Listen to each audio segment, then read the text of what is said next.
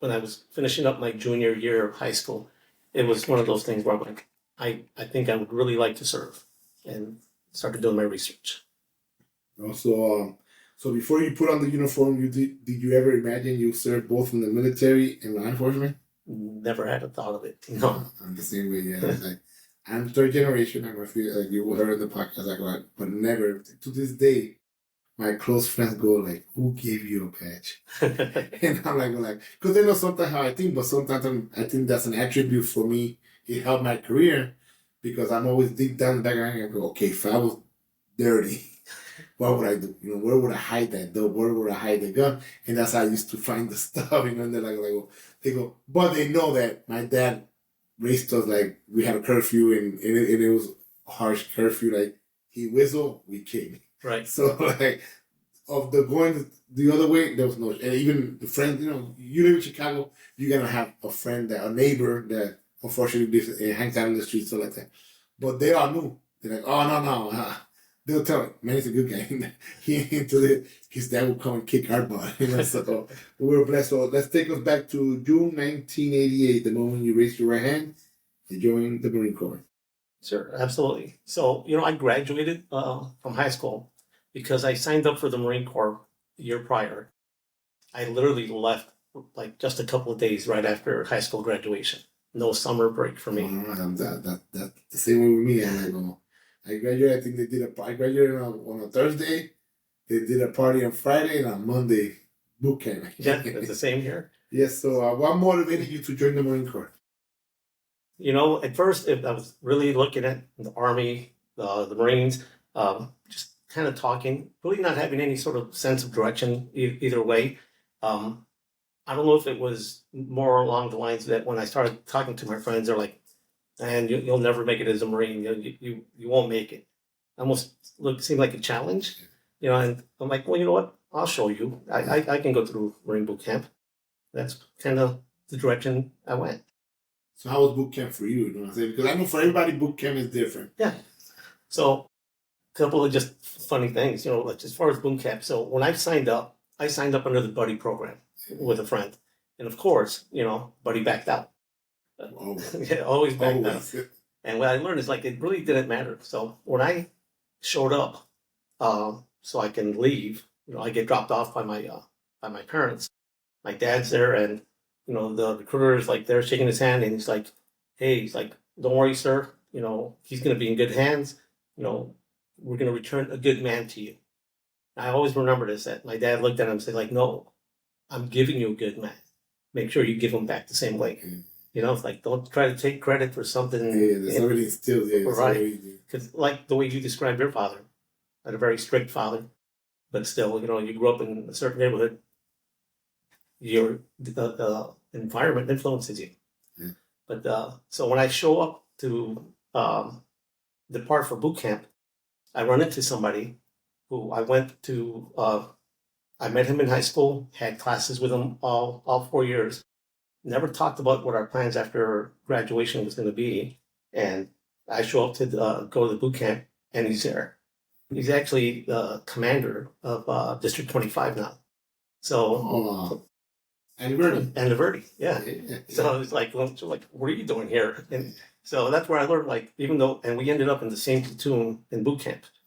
And that's when I learned, it wouldn't matter if you went under the buddy program, because it's not like you had chat time. That's his boss. He was my tactical battalion 10. Well, yeah, so. And we just went up the So when he got made commander, every now and then we'll call each other. Just pretty much just work stuff, but he sent me some stuff about veterans benefits. And, when he got made commander, I'm like, "Hey, congratulations." It's like, "Yeah, hey, Mel, did you ever think 2 kids from Curie High School would end up, being bosses in law enforcement?" Nope, not in a million years. So you served through Desert Storm, so what do you remember most vividly from that era? Well, 2 different types of conflicts, that happened. I gotta say there was a lot of downtime, but when you're 19, 20, you're always alert. I mean, it was all about training. I just remember that there wasn't any dead time, especially with my platoon sergeant commander. It's gotta get ready, got to do this, take advantage. So I don't know if it was just a repetition. It really instilled a lot of confidence in us. Really made you aware of like, man, I could be here today. Tomorrow's a different story. I think some of the most vivid things, obviously, is once the flag went up and we started rolling. Yeah. I have some memories of some stuff that look back, like smile, look back at other memories, and not so much. Right. It's just, I call it the monster that sometimes doesn't go away. Like you think, and then you also count your blessing. You're like, oh man, Yes. that could have been gone. So, how did those years in the Marines shape your mindset and approach to life after service? I still to this day, the one thing about the Marines, I think whatever we go through kind of just really sticks with us. If you go to like my office, maybe it's however you want to look at it, you look at my wall. Like any typical Marine, we have our propaganda still up. I have, copies of the Marine Corps leadership traits there as reminders, like every Marine dork, I have a chesty puller picture, there. And people come in, they're like, hey, is that your grandfather? No, that man is white. I'm Mexican. But I really take the leadership part that I learned in the Marines with me in my career in law enforcement, especially once you start gaining rank. I always look at and I talk to newly promoted supervisors. I always kind of remind them, it's like when you gain rank, it's not so much that there are some perks that come with rank, but more so as a responsibility. It's like it's your responsibility to teach the people under you. The whole thing, like in the military, the person under you should be getting the benefits of your knowledge and your experience, getting them ready to replace you. Correct. That's one thing that I always. It took me 20 years, but it wasn't because of my part. It was more because, unfortunately, how the hiring, how they were going to recruit. But I told my wife I was planning to retire. I was at O'Hare Airport. I was detailed after my new assignment. I was like, oh, I'm done. But I told my wife, I go, like, in a bad thing, like, I don't want to talk, like, negative about my career, because I had a blast. I've done a lot of crazy stuff that's been fun and learning. That's why, man, I'm going to be upset that I didn't get to get promoted, because I had great leaders that taught me, that mentored me, and I felt like I could, all this inside of me, and it's holds right there, it's in that safe, and I cannot pass it on. And I'm like, well, man, and of course, the day that I got the phone call that they're like, hey, you made it, which I thought it was BS. And it was like, usually we get the list, our list comes out on Friday. So 3 times I was told, hey, your name's on the list, you're coming on Friday. Something happened, whatever happened. Like I said, I'm not going to question what happened, but they came out on Saturday. All 3 times that I was told I was on the list, my name was not on the list. I'm like, I ain't politics, it is what it is. Yeah. But then they told me, hey, you're on the list again. I'm like, yeah. 3 years later, I go, I don't believe nothing no more. And then Friday came, the list was no list. I'm like, there you go again. Saturday comes 6 p.m. I had family visiting from Puerto Rico. I had to pick up my elderly mother at her senior home, and I get a phone call from one of my old teammates who's a sergeant now. He goes, "Hey, anybody called you?" I go, "Call me for what? Like, it's my day off." He goes, "Nobody called you." So I'm the first to call you. About what? He goes, "What's your employee? What was my star number?" He asked me. I told him my star number. Let me be the first to congratulate him. Congratulations, you made sergeant. I go, get out of here. I want to see it in paper. Show me the order. And he sent it to me. I opened it, and at the same moment, I go, hey, thanks. I gotta hang up. So I looked to my right. My mom was walking in. She saw my face. I was crying. She was get out of the car. She got already know. I didn't even say nothing. I just gave her a look. Let's get on your knees. Let's pray. Let's give thanks to God because it was meant. You're waiting. I go, no, it just sucks that my dad passed. My dad's not here to see this, because I think I made him right because, third generation police, at least he's going to yell at me, probably say, yeah, you waited too long, 20 years, kid, So, how those years in the Marine Corps, when you transition, after you got out, you're getting out, so you got out in 1992, correct? Yes. So, yeah, that's when I joined. So, you were transitioning out. So what was the biggest challenge you faced adjusting? Because I know it's very hard for everybody to adjust differently. Right. How was it hard just civilian life? So when I got out, I gave myself like a month or two, a little break, if you will. And I realized let me take advantage. I had GI Bill there, the GI Bill from back then really wasn't much. So I started going to school and I realized the only thing I know is military. So like even taking some college courses, like writing them, like all I know is it's all military stories, you know. I mean everything. The way I acted, it was a difficult transition. One of the most difficult times for me was adjusting to working civilian jobs. While I was going to school, I'm like, okay, well, I need to get a job too. I ended up working for Sam's Club, you know, and I remember one of my low points. They made me wear a vest and a button that says, ask me about Pentium. And I don't know anything about computers. Oh, no, don't worry. If somebody comes and they ask you, just refer them to so-and-so. He'll answer all the questions. Okay. So I'm there in Sam's Club and I'm mopping. And all these TVs are on. And on the TVs, they start showing when the Navy and the Marines were making landing in Somalia. And I'm like watching all this, and you see them coming onto the beach, and like I felt like this small. I'm like, man, I'm here. Not that there's anything wrong, because you know you look at it it's like it's an honest living. You know, you're working. But I'm like, I go, here I'm mopping floors. I go, I used to be an infantry squad leader. You know, I used to be in charge of guys like that. You know, that was what I'm supposed to be doing. And it took some time for me to realize everything happens for a reason. So how did your journey then into policing begin? So eventually, after trying to find some jobs, I ended up working for a security company. Um, I went to North Riverside Mall, and I went there and I asked one of the guys if I just needed a job. And I'm like, hey, you know, are you guys hiring? And they're like, yeah, you know, but our company, they have two prerequisites. Either they only hire people that were veterans or college students. They were like the biggest security company in Canada, and then they moved to the US to try and start up. So they had different standards, you know, trying to establish themselves. I applied and I got a job. You know, it was a big relief because I'm like, hey, now I have a steady paycheck. And but at that point it's like I want to be the police. And I started applying everywhere. And I'm sure you remember it was very competitive back then. Especially if you were really focusing on the smaller departments. You can show up and there'd be 150, 200 people applying and like, oh, you know what? We might be hiring one or two. So after about a year and a half, I started getting discouraged. And I'm like, well, you know what? I'm actually doing really good.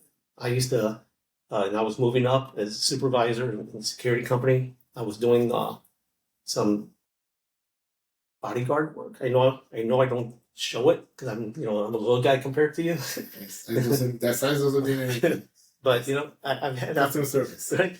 But I've had opportunities to do some security for some some fun people, some very respected people, and you know, like when I was going there, I'm like, well, you know what? I'll give it up. I'm doing good in security.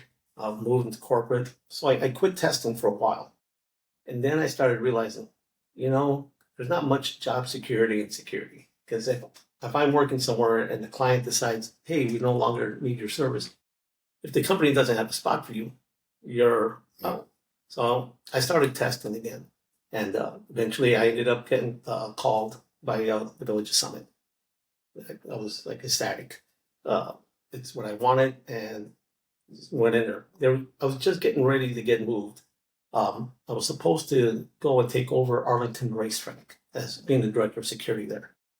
I had a friend that was in charge there, so I was really glad when I got the call. I'm like, I'm not messing with my friend's spot, you know, and started the academy. So, how was your first assignment when you first started in Summit? You know. So, as we mentioned, you know, I grew up in Little Village. Yeah. So, Summit used to be just a lot of gang activity, more so than it is now. It's really decreased. Obviously, you know, for the better. But I think me growing up in Little Village really helped me because I knew that world.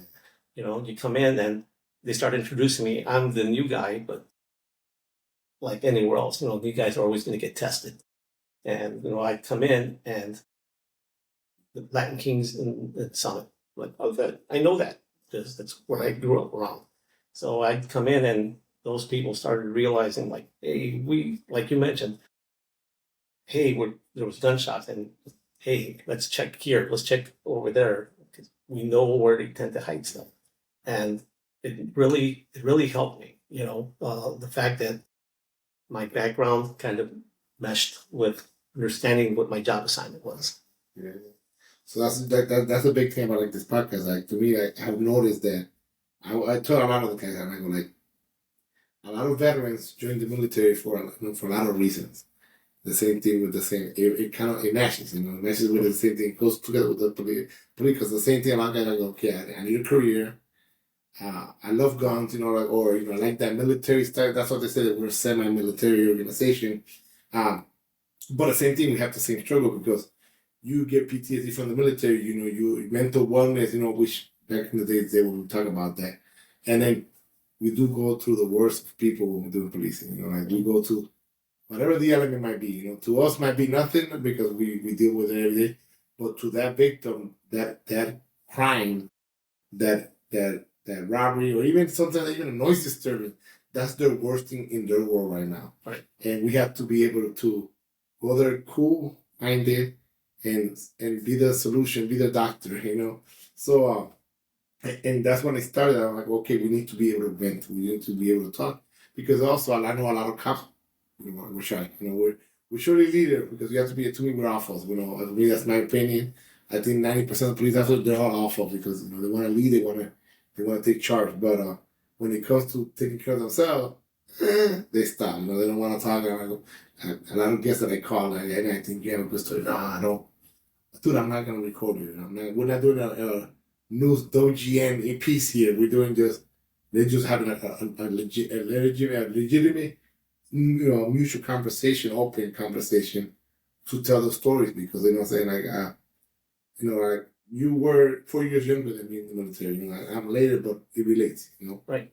So you have many roles in being a police officer, from patrol detective, SWAT training, and now chief. So which role tested you the most, and which has taught you the most? So I was in patrol for 15 years. Very rewarding. Obviously, you get to know the community. They get to know you. One thing I've learned is you treat people fair. They recognize that. They respect that. I transitioned after I got promoted to sergeant in the year 15. And I was a patrol sergeant for a year. And then I got moved into investigations. That was a really rough first year for me. I handled a lot, unlike, the benefit of bigger departments, like, hey, you have your investigations, but they're all compartmentalized.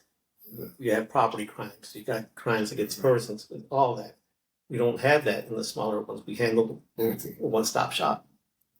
But for whatever reason, man, this 1 year, my first year, you would have thought I was like SV unit. And I handled so many crimes against children, and to one point, I got dealing with the Child Advocacy Center. I got named the #1 detective because I handled the most cases in our area.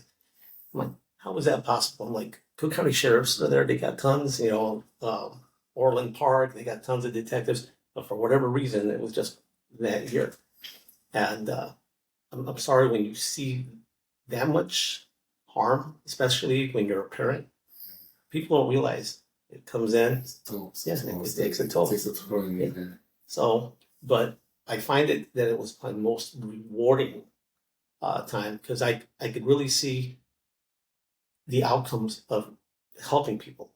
Somebody had whatever crime it is, like you mentioned, they could have. It's the worst thing in a part of their life, and you have a chance to give them some measure of relief, anything like that. But I also found that the opposite is also true, that I am haunted by the ones that could not help. Yeah. You come across a victim and what the cause was, who the cause was, and things just don't line up no matter how hard you work, and you can't get them that sense of relief or that sense of justice. Mm-hmm. And those are the ones that I carry with. That's right. So how do you balance being both a leader and a mentor in the department where you have grown within, you know? Yeah. So, like when I took over, as an interim. And at first, it's initial, like any new job, you have your honeymoon phase. Yeah. Everything's great. All the people that are there are people I worked with at one point. Half the department, you could say I helped train because I was a FTO. So half the department I helped train. I worked with every single person on the street or in investigations, on task forces, everything. As the department's transitioning, I have a very young department now. And I'm like, at least half of them have never worked with me. I am their first experience as having a boss. So the one difficult thing that, even though I've known it before, it's a realization that always has to come to mind is that you can't please everybody. I'm like, but I always try to emphasize whether you agree with me or not. The decisions I actually make it for the whole, the majority, or the better of the department, not for any particular group or anything like that. So every now and then I have to remind myself, hey, you're doing it for everybody, not for this. So Summit is a tight-knit community. So what are some of the initiatives that you are most proud of? Within the community or the No, you meant from the department. Initiatives that you have started as a chief that you're proud of. I would say we were really neglected because we're talking about wellness. And I want to say we were really neglected by past bosses, whether it was because that's just not something that was on their radar or because it's just not something that was looked at before. Wellness, has become more prominent. We're looking out for officers with everything that's going on. I make sure that anytime, even though it wasn't done this way before, I've had the benefit of going through people looking out for me when I was on SWAT. I did SWAT for 18 years. So whenever something major happened, the SWAT team made sure that they brought people in to talk to us, make sure there's like an incident debrief, decompression, providing resources if it's needed. So that's something that I really think that I pushed along within our department. My officers get into a situation like that, have them come in, have somebody come in and at least provide them an opportunity to decompress, provide them an opportunity to speak to somebody, and provide avenues for them even after that to seek help or just support. I think it's huge, as far as people wanting to seek help nowadays. It's not like it was. No, you're quite right. Yeah. We still have the hang-ons, but and just providing those things, and it's not limiting it to just work stuff. The benefit of whether it's a small department or a big department, you work within units. If you have bosses or friends and like, hey, Joe is having a hard time. It's not job related, but he's having some issues, and it can translate into work. Correct. You know what? Even though it's not job related, we still can provide some assistance. Get that person right, get them healthy, because in the long run, we don't want to lose somebody. Other thing that realizing and talking to people, that physical fitness also has a big part to do. It's not that it was a major accomplishment or this decision like that. Something as simple as that, as long as our call volume and stuff like that allows, we allow for our officers to have at least 30 minutes to work out. That has been huge for our department. Our guys, come in, it's not like they can drop down to, PT shorts and their silkies or anything like that, but it gives them a time to get 30 minutes, whether it's just to do some bench press, whatever it is, under the right circumstances. It's really been huge for us.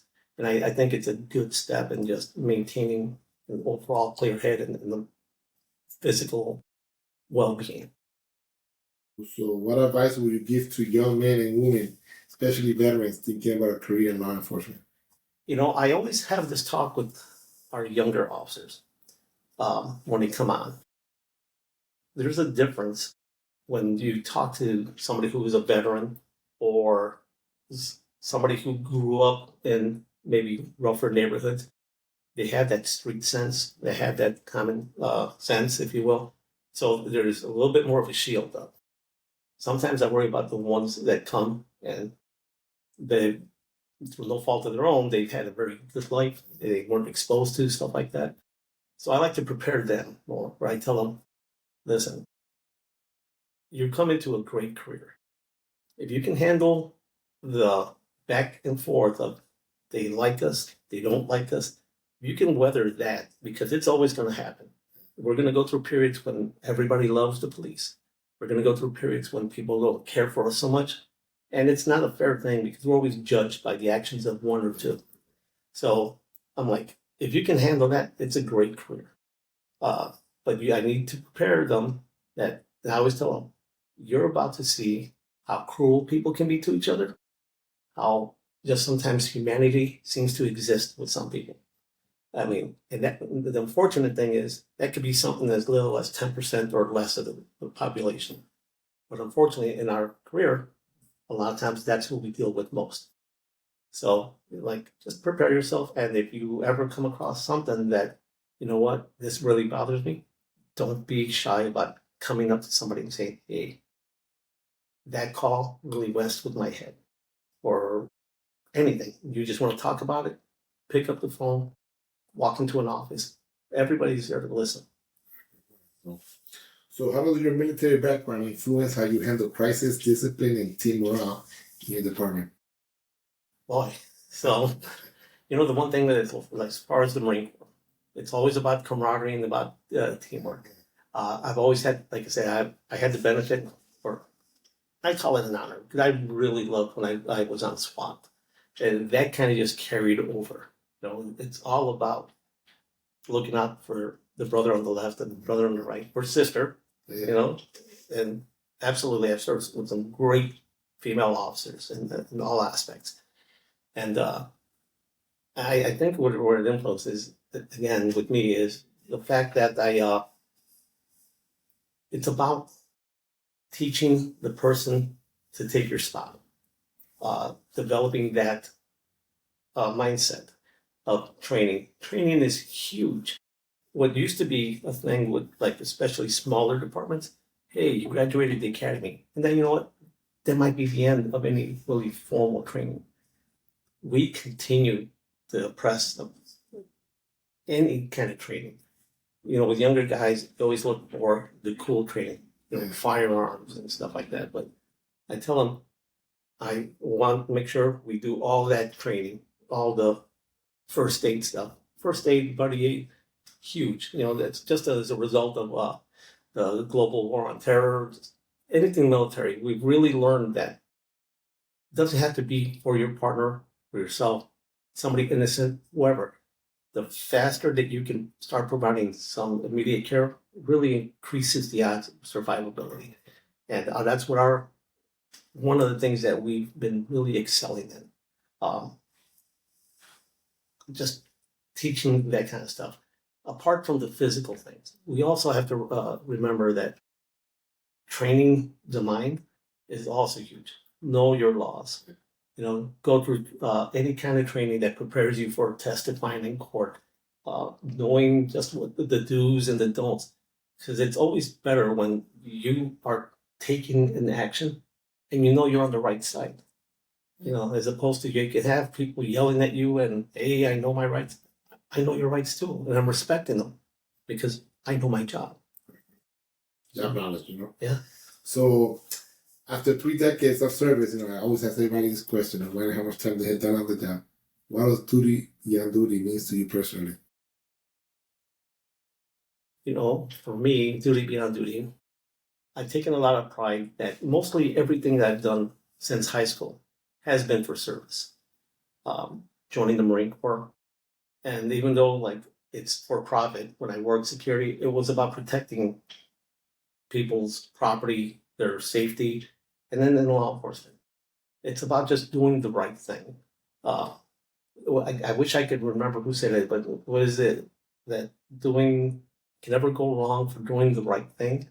Yeah, I wish I can give proper credit, but I just don't know it off the top of my head.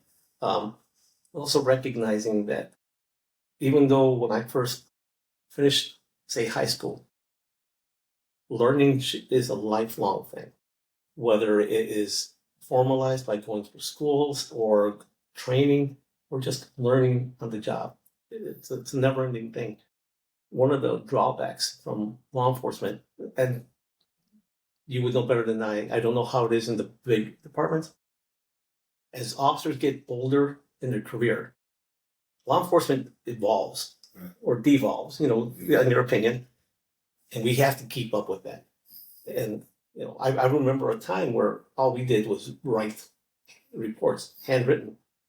I remember when, hey, now we're going to do everything on the computer. We have the older guys, well, I'm not going to do that. Yeah. Like, I'm not going to do that. Before, I remember where we fingerprinted, it was all ink. Yeah.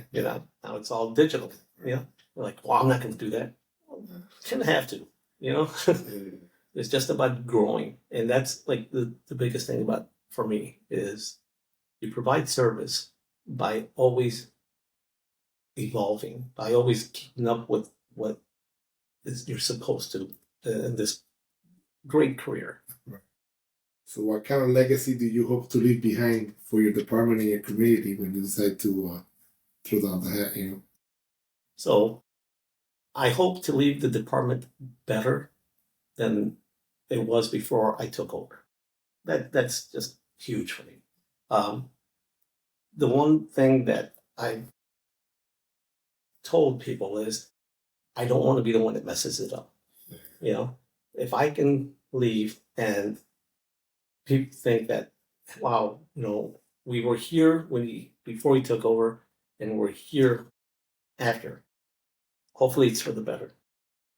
So usually before we end the show, I like to do a quick fun fact lightning round questionnaire so the listeners could know a little bit personal about you. So first question that comes, first answer that comes to mind, but some of them are very direct. Favorite Marine Corps saying or motto that still sticks with you? Well, you can never go wrong with Semper Fidelis. Chicago style hot dog or deep dish pizza? Chicago style hot dog. One word your officers will use to describe you? Fair. Favorite spot to unwind in Summit after a long day? Trying to think here. Trying to be a little more politically correct. There was always a spot we would go to. It's just one of the local places. But, as I've gotten older, for me, it's going home. So what song will play if you walked into a room and everyone knew it was Chief Ortiz? Oh, my God. So try not to laugh, but, I'm old, and I have fond memories, mainly because they're sentimental. But there's Tom Jones, before I started becoming the supervisor, I used to be that dork whenever Tom Jones comes out. I used to do, to this day, I have guys that ask me to do the Carlton, and they're always trying to get me to do it. I'm like, no, I retired it, but I can't help it. That's something that's stuck with me. So if you could give your 18-year-old self one piece of advice before boot camp, what would it be? Stay the course. Hard times are going to come, but you enjoy the time that you have with the people around you, because some of them won't be. Okay. So from the battlefield to the badge, Chief Mel Ortiz reminds us that leadership isn't about titles. It's about action, humility, and heart. He walked through the fire of war, led from the front lines of community service, and proven that true duty doesn't end when the uniform comes off, it evolves. Chief, on behalf of every Marine, every officer, and every listener, thank you for your service, your leadership, and your example. I'm Manny Guzman, and this has been Duty Beyond Duty. Until next time, stay grounded, stay grateful, and keep serving beyond the call. Hasta la próxima. Muchas gracias, man. Now let's see if we record. Yeah, because I've done it like, you just press record. Yeah. And that's why every time I keep looking, and I press play, and it shows 47 minutes. And he moves, and I don't hear nothing. So that's why now nobody leaves up to. So let's see, play right now.